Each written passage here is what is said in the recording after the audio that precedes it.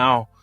don't watch it one neno kon will in me don't jomo kena will jo kena po will ni mano tie effect don't want on ning wacha kon ki Arsenal tie team mano ana team mano miro gen don't will no striker ma dit to 12 ineno ma mega ke neno ke machala Arsenal tiga team na kere Premier League by team ma be to 12 pa tie ma be kulo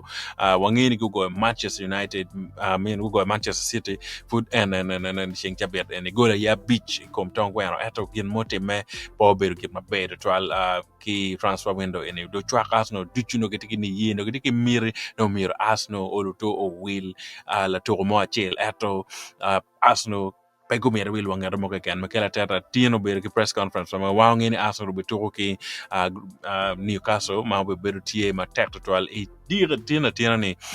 chawa ngwen medi wo kidong watika ne oluto to en man ma Arsenal be to no miro be to ma be to 12 ma giro ma lo ne ye ato dong pa ma ti ena ye lu chwa Arsenal tigi chwingi tiga chwe ma konye pe kono witi lo mo ken UK Uganda kono US kamo ken chwingi tiga chwe pinga ma kela tata pego wilo kiet ni nget mo ken wachel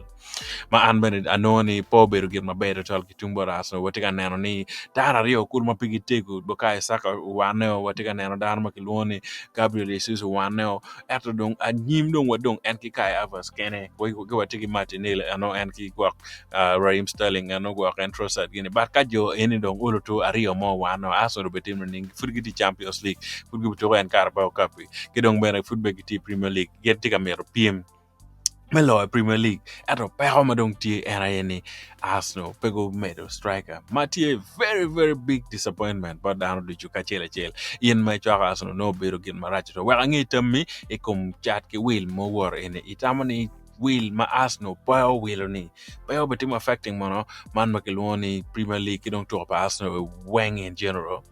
penga Arsenal pego chwele will makere ni mono pa patie e kom Arsenal kadong waneno benelok pa Manchester United wabidu to pa Arsenal ki Newcastle manak but actually ko waneno ko Manchester United be o mero nget achiel kegen